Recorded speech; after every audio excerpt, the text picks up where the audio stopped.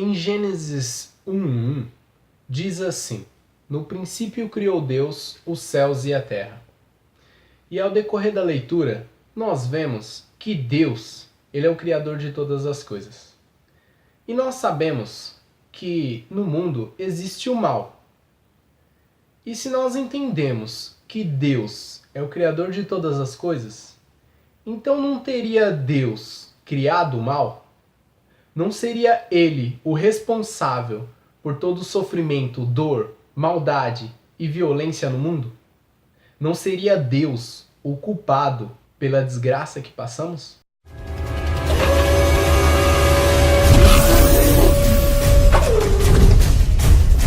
Fala pessoal, beleza? Espaço Cristão aberto com um tema que é um grande obstáculo na fé cristã. É motivo de muitas discussão, críticas e até zombarias da parte de alguns. Infelizmente, as pessoas não conseguem entender que Deus não é o culpado pela desgraça e sofrimento humano. Mas hoje, através da Bíblia, eu irei mostrar a origem do mal. Como que começou e com quem. E indo direto ao ponto, em Ezequiel 28, do 14 ao 17, ali Ezequiel tem uma visão e ele vê algo que acontece no Monte Santo de Deus, que é o céu. Ele ali vê a origem do mal, que ela começou com um anjo. E este anjo não era um simples anjo. Ele era um anjo ungido para cobrir. Ele era um querubim cobridor. E o que isso significa? O querubim cobridor é uma referência à alta posição que este anjo ocupava no céu. Posição esta que é ilustrada pelos querubins que cobriam o propiciatório da Arca do Concerto no santuário que Moisés criou. Sobre o propiciatório brilhava a Shekinah, que era a presença visível da glória de Deus. E aí quando Ezequiel menciona que este anjo era um querubim cobridor, ele ali está revelando que esse anjo, ele exercia as suas atividades perante o trono de Deus. No versículo 15, fala que ele foi criado perfeito. E assim permaneceu até o momento que se achou nele iniquidade, ou seja, o pecado.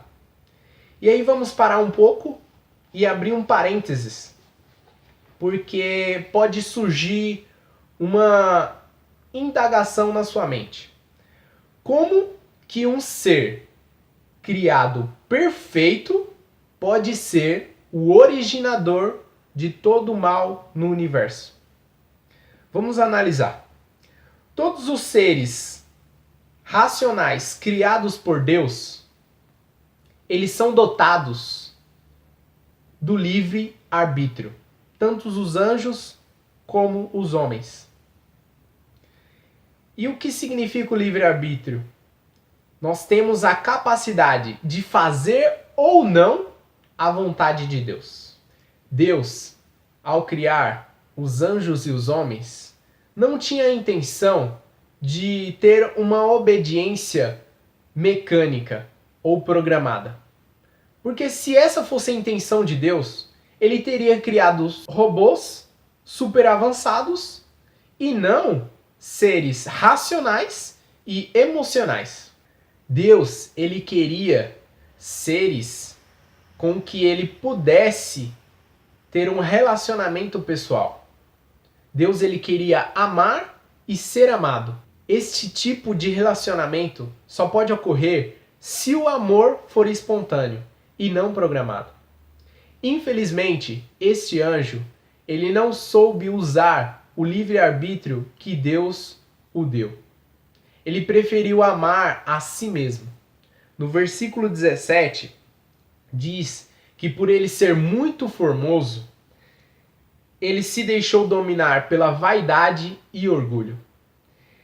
E este foi o início do pecado no universo. Mas vamos aprender um pouco mais sobre este anjo para que você possa entender quem ele é.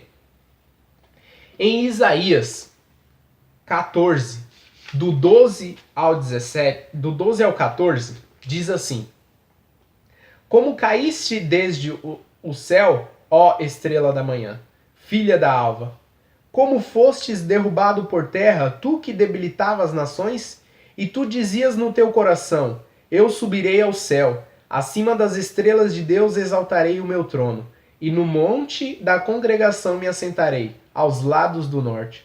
Subirei sobre as alturas das nuvens e serei semelhante ao Altíssimo.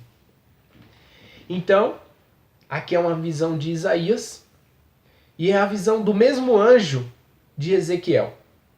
E aqui, Isaías ele chama este anjo de estrela da manhã.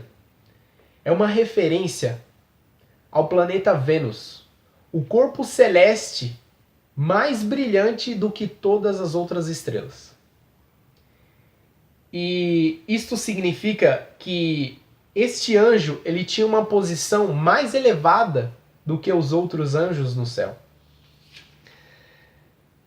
Pais da igreja primitiva, como Tertuliano e Jerônimo, chamaram este anjo de Lúcifer, que significa portador de luz.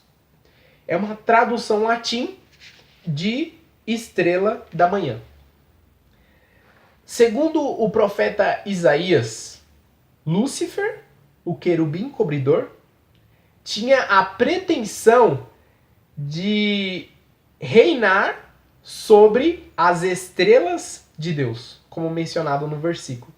Ou seja, sobre os anjos. Ele pretendia ser semelhante ao Altíssimo. Lúcifer pretendia ser como Deus em posição, poder e glória, porém não em caráter. E aí você vê uma criatura querer ser tão importante como o Criador. É muita pretensão.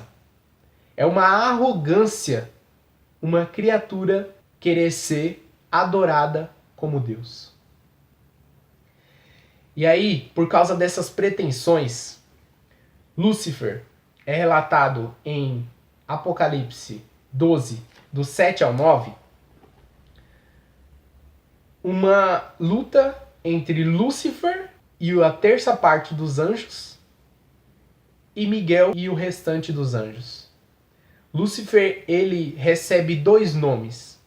Diabo, que significa difamador. Ele difamou o caráter de Deus perante os anjos e conseguiu a terça parte dos anjos que ficassem ao lado dele. E Satanás, que significa adversário. Ele se tornou inimigo de Deus. Mas nós vemos lá em Apocalipse que Deus ele venceu essa luta e lançou Lúcifer para a terra. E junto os seus anjos, que seriam os anjos caídos, ou os demônios. E aí nós vemos que já não mais Lúcifer está no céu, mas ele está aqui, na terra. E o único intuito dele é fazer com que os filhos de Deus pereçam. O maior intuito de Deus é a salvação de todos. E aí, para finalizar, pode surgir uma outra indagação na sua mente, que é: por que Deus não acaba logo com Lúcifer, com Satanás? Deus, ele é amor. E ele ama os seus filhos. Mas nós temos o livre-arbítrio, como eu já falei. E infelizmente tem pessoas que preferem ficar do lado de Satanás. E infelizmente existem pessoas que ainda não receberam a mensagem da salvação. E não sabem até disso do que eu estou falando para vocês. Não sabem dessa história. E não sabem que o causador de todo sofrimento, dor, angústia, miséria nas nossas vidas é causado por Satanás. Quando nós deixamos ele exercer o seu poder nas nossas vidas. E se você quer me ajudar a levar essa mensagem aos outros, eu peço que vocês compartilhem. Compartilhem com seus amigos nas redes sociais. Tenho certeza que com isso nós conseguiremos alcançar muitas pessoas. Então, se você gostar desse vídeo, deixa seu like. Se ainda não é inscrito, se inscreve, ativa o sininho. Ajuda bastante o canal e você vai receber notificações do YouTube quando eu estiver lançando os próximos vídeos. Fiquem com Deus, estudem sempre a palavra de Deus, a Bíblia, e que Deus os abençoe. Até a próxima.